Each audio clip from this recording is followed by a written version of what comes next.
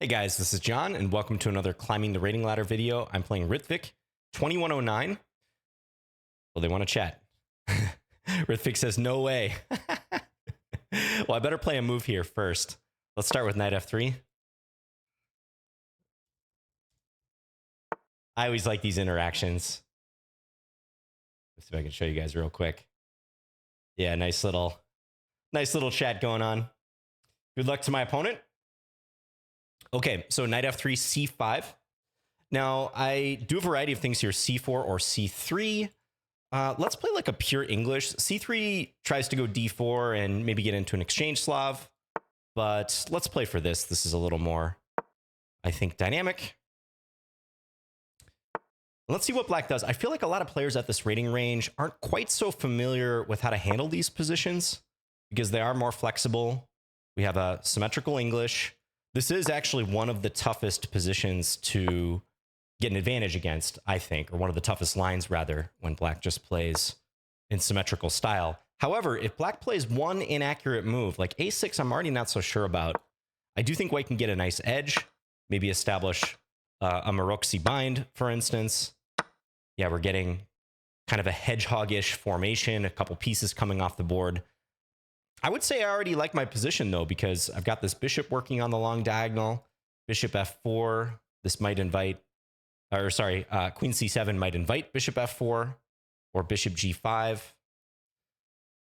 Yeah, I'm going to give this a little thought because this move is tempting, winning a tempo on the queen. There is d6, after which I have to watch e5. Sometimes you can do a maneuver like bishop f4, d6, then bishop g5. And if bishop e7, at some point a capture will be annoying for black. But I don't know if I want to commit to that. I think I might play bishop f4, d6, and then queen back to d3. I think that might be a good way to play. Looks convenient too, so let's do it. But always with two squares on the same rank with one square in between. Two pieces on the same rank with one square in between. You have to watch out for pawn forks. So if black plays d6, I got to be heads up that e5 is a threat or could be a threat. Maybe I have queen e3 or something in the short term, but I don't want to walk into this. So this is why I'm thinking about withdrawing my queen. I like d3 because it keeps the c4 square stable. Yeah, let's go for that.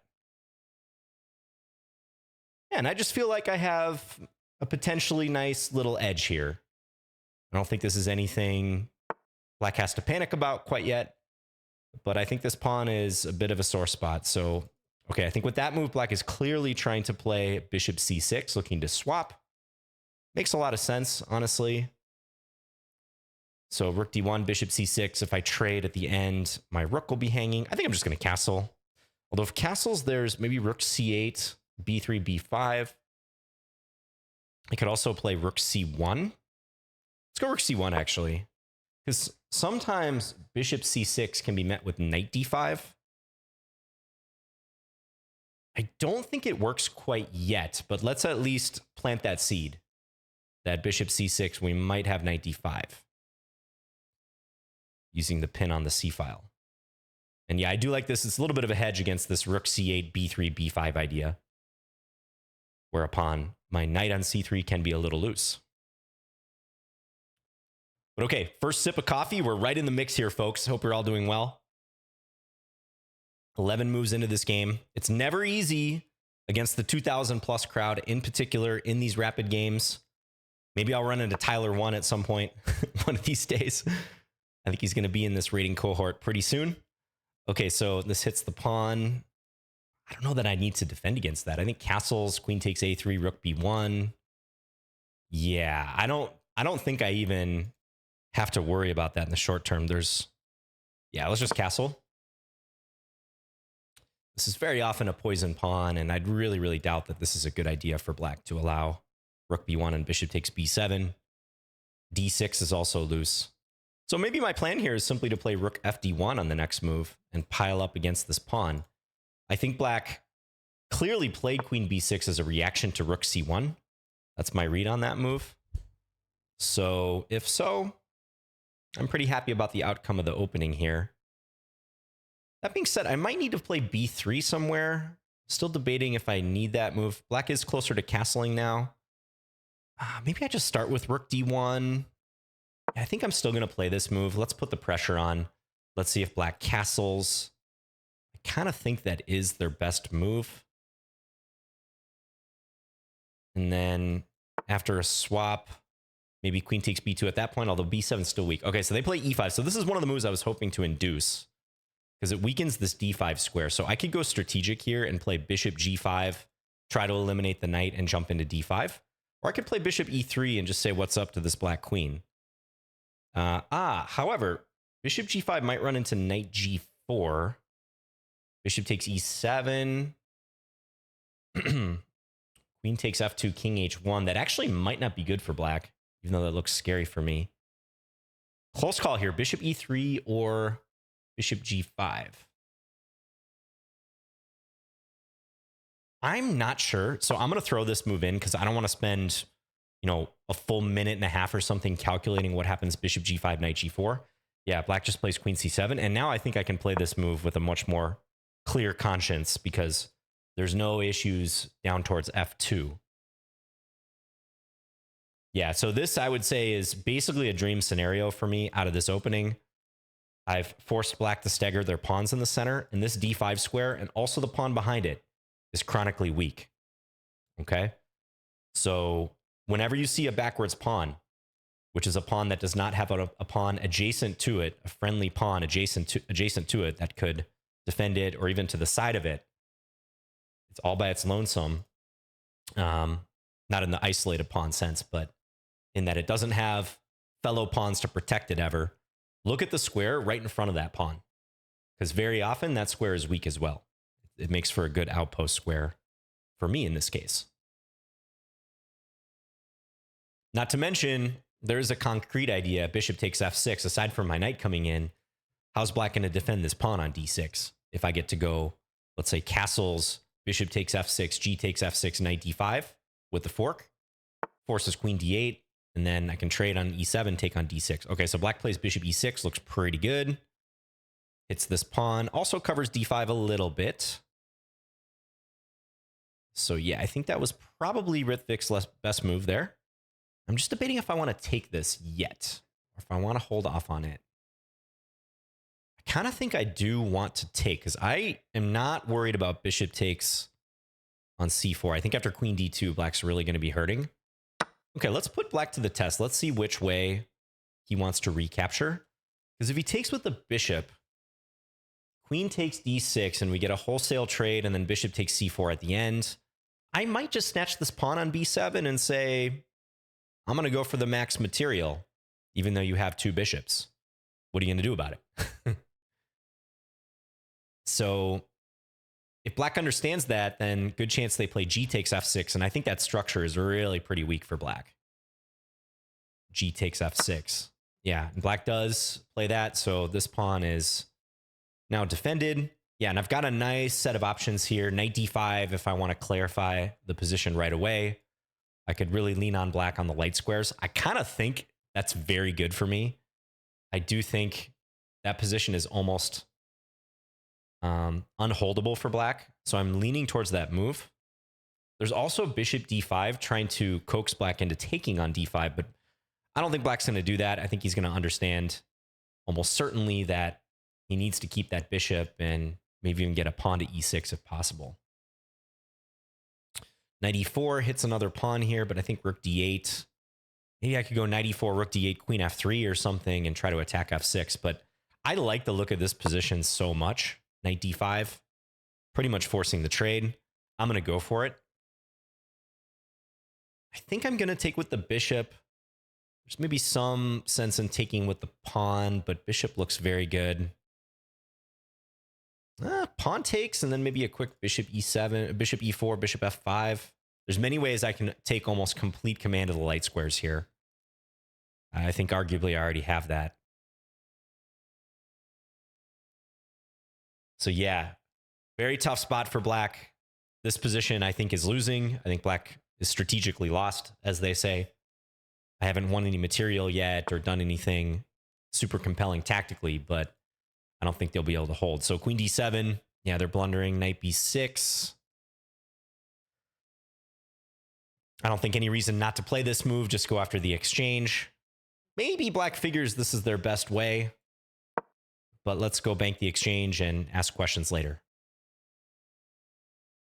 Black could have gone queen d8 to avoid knight b6, but that was also pretty miserable, I think.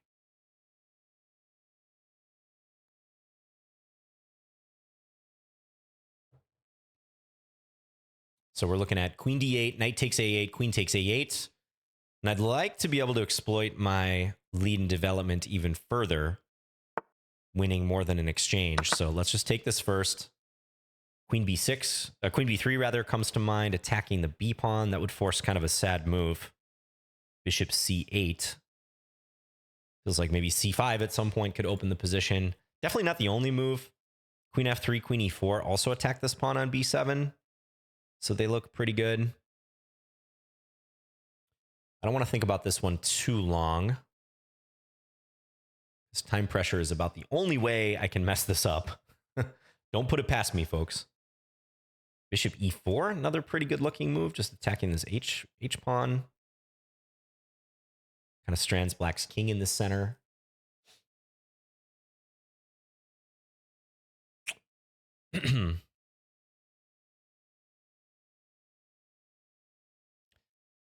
I'm leaning towards one of the queen moves, but again, trying not to go overboard in terms of my thought here.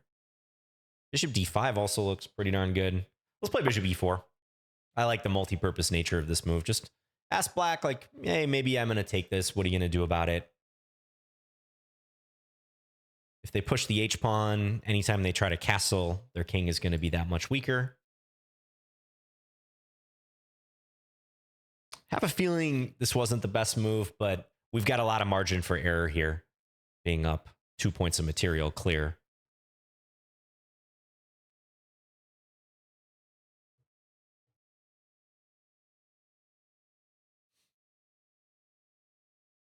I think if I were playing black, I'd probably play queen c8 here to step out of this pin on the b pawn and maybe try to get f5 going. Black plays h5. Makes sense as well. Queen f3, maybe bishop g4 is possible. Let's just play h4. I'm going to put a stop to black advancing. See how that goes. Ooh, king d7. Okay, so this is... Yeah, I don't even think I'm going to think about this one. Let's go c5. Black is walking right into the buzzsaw on the d file. I understand why Rithvik would want to play king d7, but I think you got to avoid putting your king on this file for sure. I think that queen c8 move on the last move was the way. So okay, queen b8. Now I notice I could play bishop takes b7 here because there's c6 if they capture. Taking on d6 certainly looks really good. Some similar ideas there. c6 check also looks super strong. c6 check, take on a6 at the end. That actually looks almost totally crushing as well. Let's go with that one. We're going to force black's king to hang around in the center quite a bit.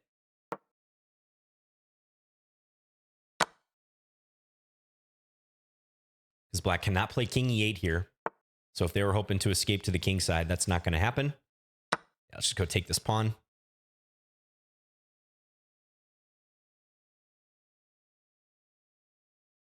And I think this is going to be over pretty soon. Black is kind of holding out on the dark squares here. That's about it. But stands to reason there's going to be something decisive soon. Maybe once I get one of these rooks in the game. Or start pushing the queenside pawns.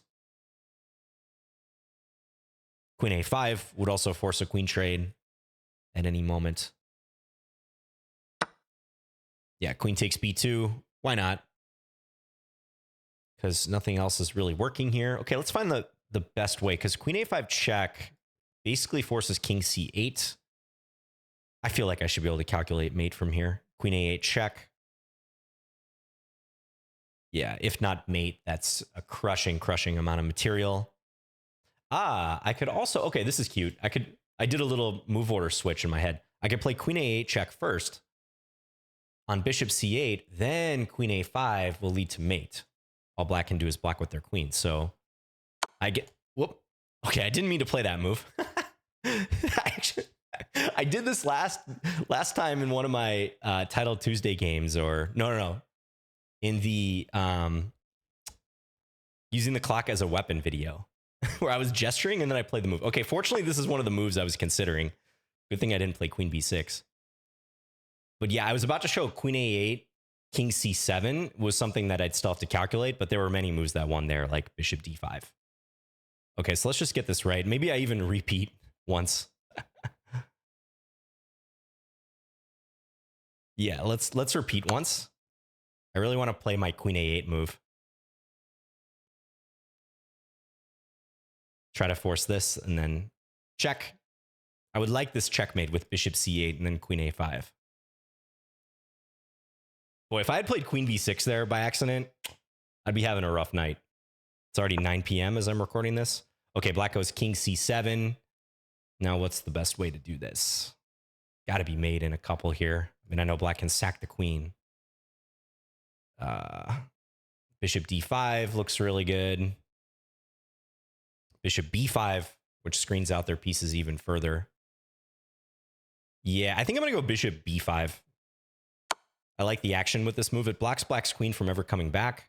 Still keeps an eye on E8. I mean, this is overkill because there's so many good moves that win here for white. Let's go for this one. If King A8, then Queen B6 check, King A8, Bishop C6 is mate. I can calculate that one.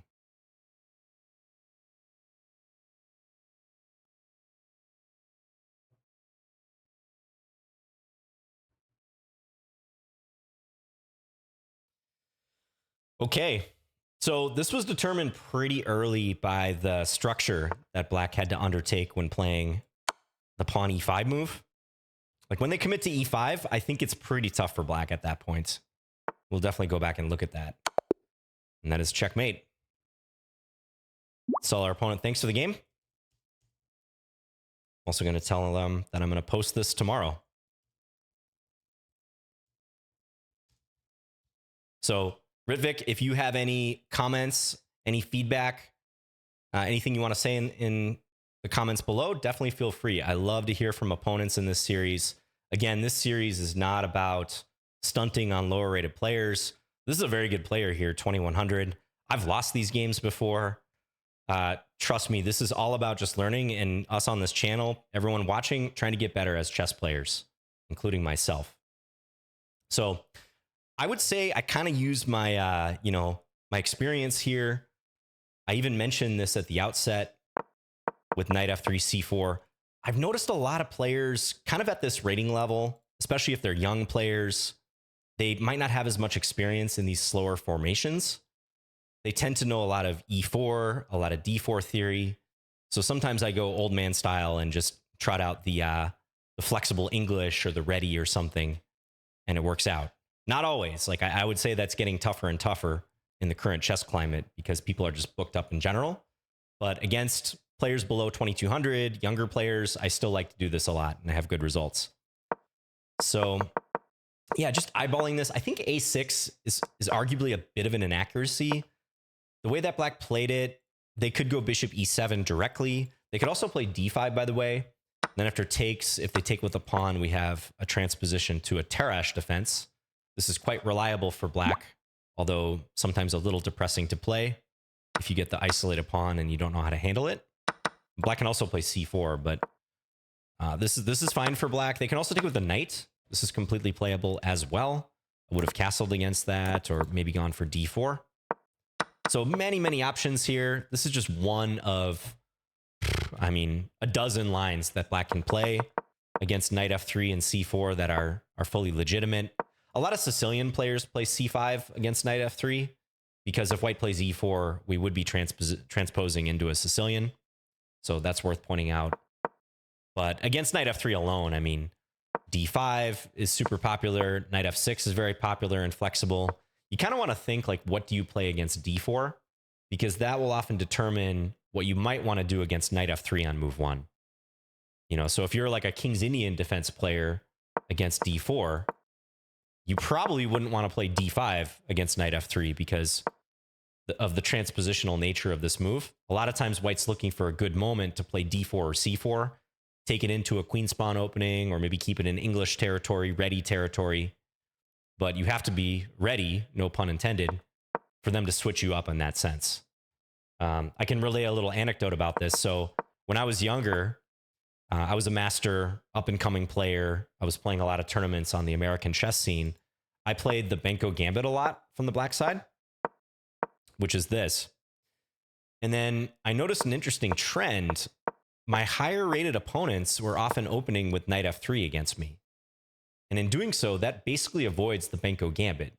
So we would have games that go knight f3, and I play knight f6, kind of consistent with what I do against d4, c4, and it's just not so easy for black to force white to go into a Benko Gambit, right? So if c5, we kind of get what we got in the game. White could try to play d4 at some point, but white might just play this symmetrical English style, and black's not going to get a Benko Gambit anymore. So just be a little aware, especially if you're on the higher rating end of the spectrum. Knight f3 and c4 of the four tried and true attempts for an advantage for white. e4, d4, c4, and knight f3. I do think knight f3 and c4 are something when you're about 1800 plus, you have to start thinking concretely like how you're going to reply against them. Because a savvy opponent, an experienced opponent, may try to move order you, and they may try to get you into unfamiliar territory earlier, because these lines tend not to be as forcing as e4 and d4 broadly. So that's my little soliloquy on that. So our game went like this. Yeah, it's all fine. I mean, black can play g6 and play it real symmetric if they want. I played lots of games that go like this. This is a popular line where white beats black to the punch and plays d4 and gets a bit of a similar formation that we have in the game. I think black's fine here, but there's a lot of theory in this. But yeah, this a6 move, and then after the wholesale trade on d4, queen c7 allowing bishop f4, maybe this is still okay for black, kind of playing it Sicilian Khan style. But I do think white is getting some nice momentum already. Yeah, queen d3, because again, I'm trying to be wary of this e5 possibility by black. I think somewhere around here was already kind of critical for black, because Ridvik played queen b6, but after castles, bishop e7, rook fd1, a series of pretty natural moves, I think black has some tough questions to answer with this pawn being under attack and black being behind in development. So let's run the game review. Let's take a look. Okay, so 95.6 accuracy for me, 77.7 for my opponent. You know, that looks like a big number, but this was a one-sided game. I didn't really have to make too many difficult decisions, so I'm not surprised to see a number like that.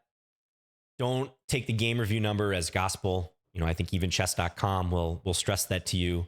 This is a very rough metric as to the quality of the game. It has a lot to do with your opponent, the length of the game. You might notice lots of end games where it's easier to find the best move, or you have a lot of equivalent moves even in terms of the evaluation. That always pumps up the accuracy. So really don't read into this stuff very much. This is a very loose metric, if at all. So yeah, A6, that already gets the dubious mark for chess.com. I've been kind of harsh on some of the, let me adjust my webcam here so you guys can see some of the annotations, but I do agree with that one, because it's not like black's looking to play b5. A6 is broadly useful in that it can deny my knight that square. But if the position opens up, black may regret having played a6 instead of one of these moves like bishop e7 and just getting their king to safety earlier. So yeah, I would have played bishop e7 or d5 if it were me. Yep, so d4, so I take the center. Yeah, even the trade. I know that's a move that black played instantly. Beware though, people often make seemingly natural or even forced captures very quickly, when in fact they might not be so forced or necessary even. Captures are some of the easiest moves to justify.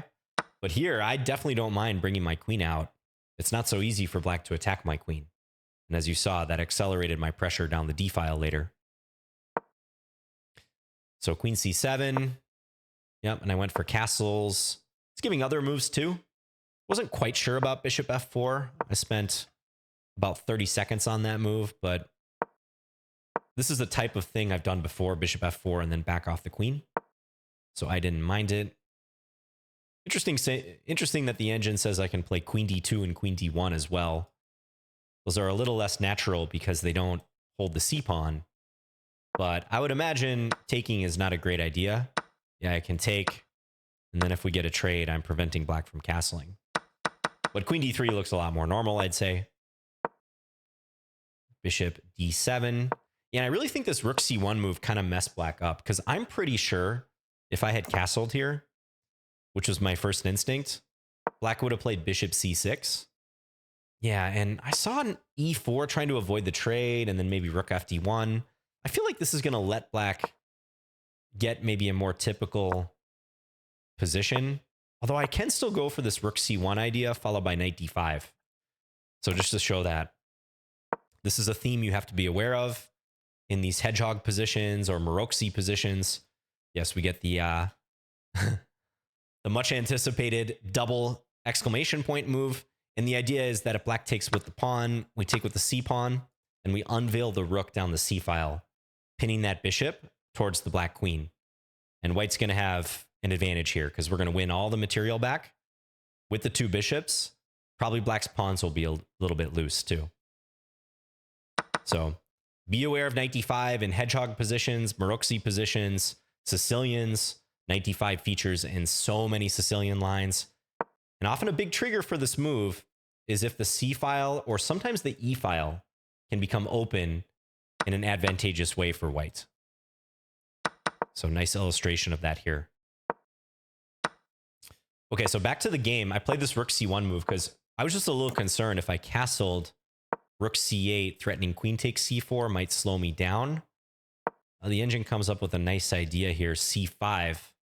They can't take with the pawn, so queen takes c5. The idea is bishop takes b7, forking. Yeah, it's kind of hard to see, but something I'll keep in mind.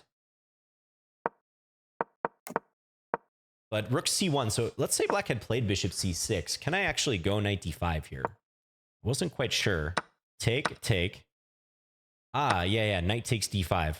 Because if I take here, there's queen a5 check in this case. And then they're going to win the bishop on d5. Yeah, that flashed through my head, although I think I didn't work it out concretely. I kind of said, I'll just consider knight d5 when I get there.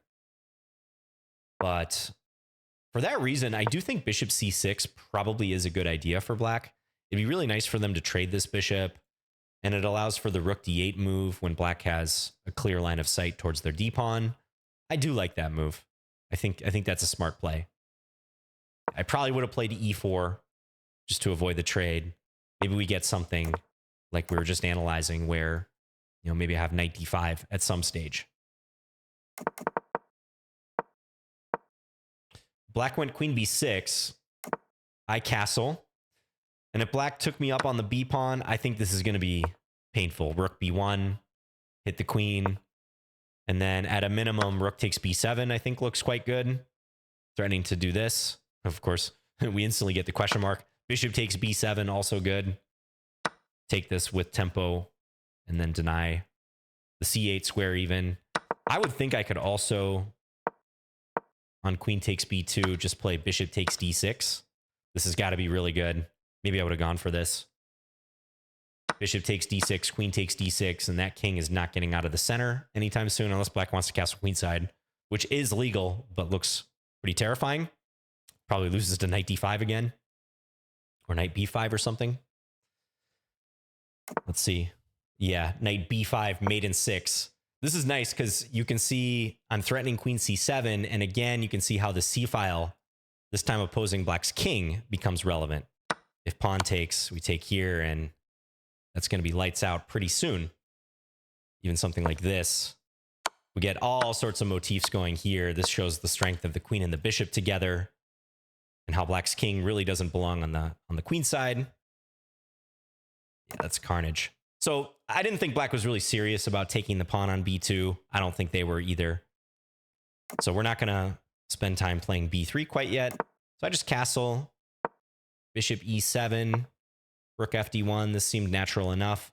Now black could play knight g4 and try to go after this pawn on f2, but it's kind of just a one-move threat.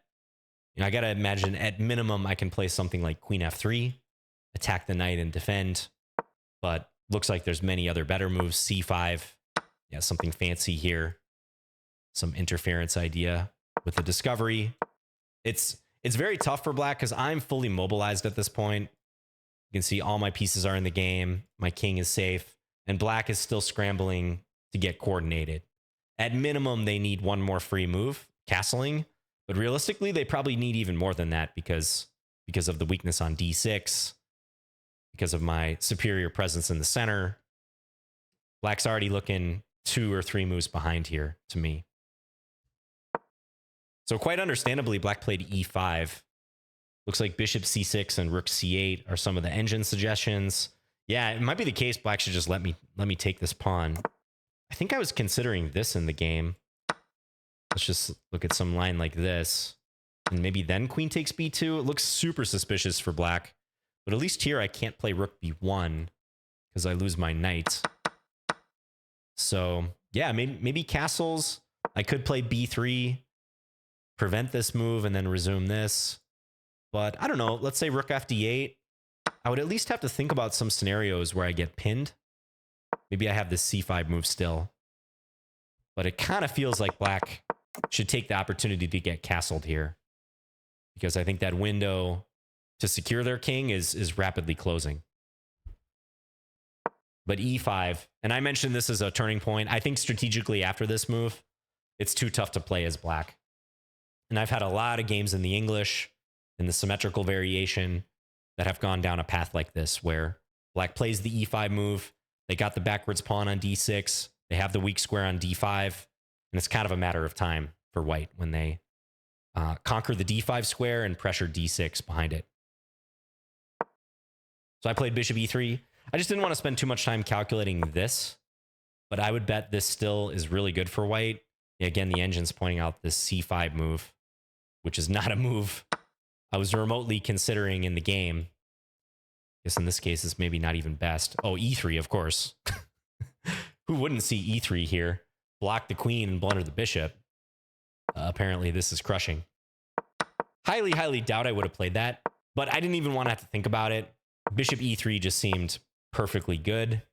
Attack the queen first and back her off on that diagonal. Because again, I think taking is just really not appetizing.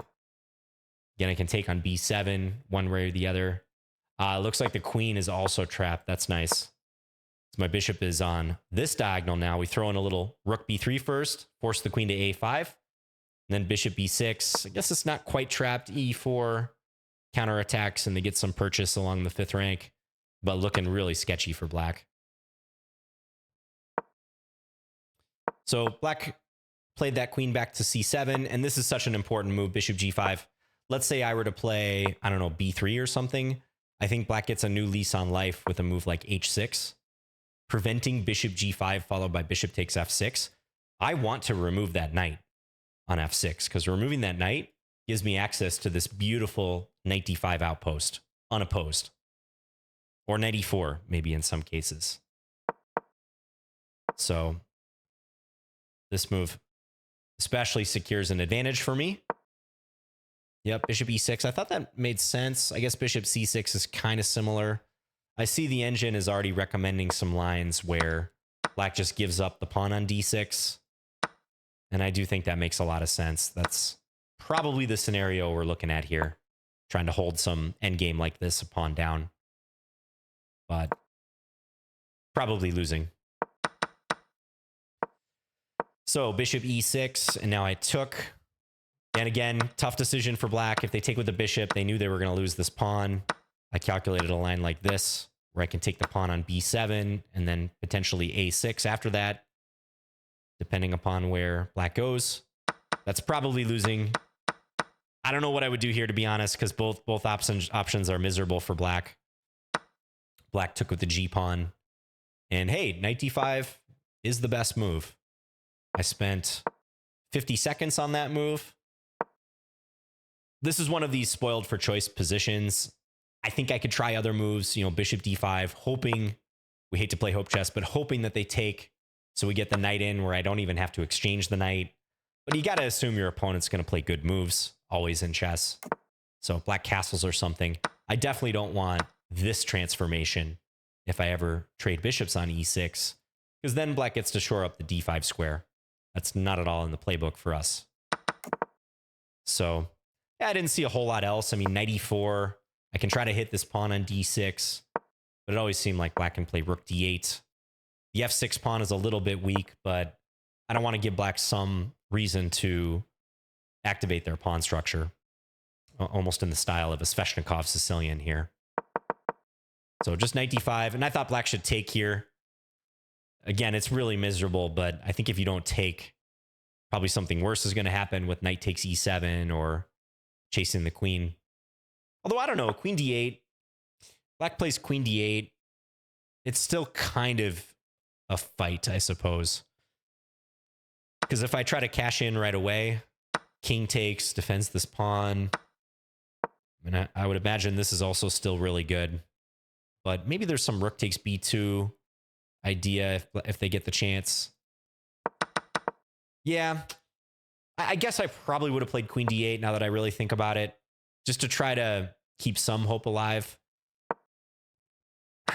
This is the clinical move, bishop takes d5, but it's really miserable, especially on bishop takes, I think. I see the engine like c takes d5, but perhaps even more. But I think even bishop takes, like look at this position from the black side. If we flip this around, let's say you castle or something. Let's say queen f5, threatening bishop e4.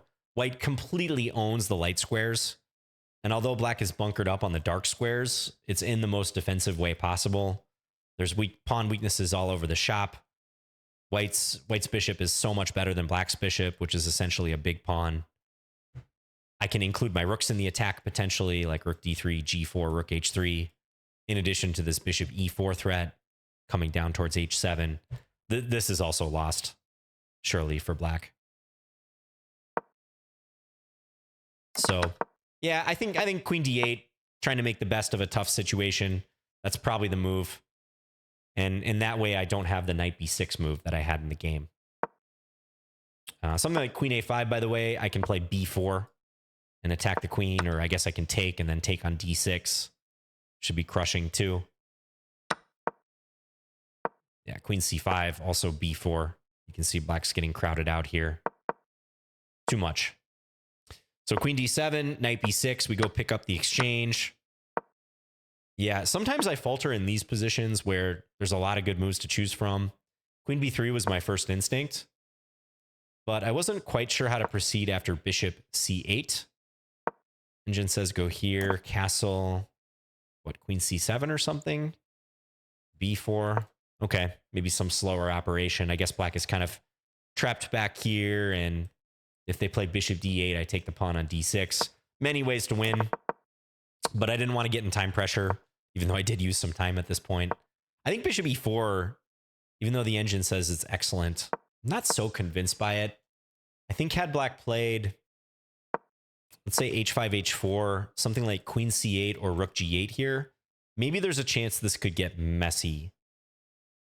Maybe just to illustrate it, like let's say rook g8, and then I'm probably going to need to play some cooperative moves, but just to kind of show like some dream scenario for black in terms of counterplay, something like this, where f5 is played with the protection from the queen on c8, the bishop on e6. And if my king is on the g file, black might have bishop takes h4. Maybe something like this could get a little messy. Pawns coming at me too. I think that's probably the direction I would have tried to take this as black. But the timing is probably hard for black to get right, because I bet queen c8, I bet I can play queen b3 now pretty effectively when they don't have bishop c8 anymore. So I don't know, maybe start with rook g8 and just see how white reacts. You don't want to castle. Castling is going to be a bad time for black. I guess if I play queen f3 though, black always does have bishop g4. defending the H-pawn and deflecting me here. But I think I could play bishop f5 if I want. I wouldn't mind trading if I can get my queen into g6. Yeah, maybe castling's not so bad under the circumstances, but it looks kind of scary having moved the H-pawn. Definitely still winning for white. But h5, h4, and then, yeah, king d7, that really makes it too easy for me because c5, opening the position down the d file, and the position kind of plays itself here. Queen b8. I went for c6. Yeah, lots of good moves. Taking on b7, also good because if black takes, we fork. So I like this. This looked kind of nice. Take the pawn. And I had a mate in 4 here with bishop a4. John Fish didn't come up with that. Bishop a4. Can't say that I considered this move. That's a tough one. This would be a good like Turing type test. If someone is using assistance or not. I guess the idea is to threaten what? Rook takes d6 or queen a8? Because you're unleashing the rook on the c file, so there's no bishop c8 in the case of queen a8. Also queen a5. Yeah, this enables multiple ideas. Queen a5, queen a8, and rook takes d6. It's quite nice. I went for queen a5, and that was a mouse slip, as you saw. Like, I'm very lucky I didn't mouse slip something worse, like especially queen b6. Yeah, so here, check. I was hoping black would repeat so I could play this one. And then bishop c8. This is going to lead to a nice mate. Just like the queen and the bishop arrayed on adjacent diagonals there. But that didn't happen. Black went king c7. Yeah. Looks like there's mate in 5s here. One mate in 4 to be had. Again, it's queen a7 followed by bishop a4. Yeah, this was nice too, though. And no other real alternatives for black. I mean, you could give up the queen if you want to stave off mate for another move or so. But king d8 runs into, I was going to say queen a8, but queen b6 or queen a5 is winning on the spot. Yeah, we got a nice little checkmate at the end. Okay, Ridvik, thank you for the game. I hope you watch this. Really appreciate you following my videos. You said you were a fan, so always nice to play someone who follows the channel. I do just accept challenges randomly when I play these games. I know many of you have asked before about how you can play a climbing the rating ladder game. At some point, I may open it up to viewers. I'd like to do that at some point, but I know logistically that would be a bit of a hassle, just coordinating the games and being fair to people who want to play. I don't want to, have serious favoritism if I say I'm opening it up to everyone and I only play like certain people or whatnot. But maybe down the road, maybe I'll incorporate some way for you guys to join me in these climbing the rating ladder games as an opponent, because I do think that'd be really instructive. So please do share your thoughts, Ridvik, if you would like, on this game. Yeah, I think just a good testament to the accuracy that black needs against some of these still critical but less popular lines at the higher levels. Stuff like this symmetrical English, knight f3 on move 1 with transpositional possibilities, the ready. Again, if you're lower rated, I'd say even below 1800. 1800 is already pretty high, but if you're below 1800, this stuff isn't that concerning.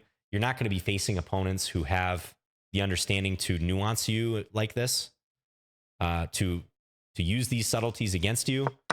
But if you are in the 1800 plus cohort, little decisions like a6 and then knight takes d4, queen c7, maybe playing by analogy with an opening you might be familiar with. Like I would bet Ridvik's a Khan or a Taimanov player as black. Like that can really hurt you when it's not quite the same position. My e-pawn isn't on e4, for instance. And that means my light square bishop's open. That completely changes the dynamics at a high level.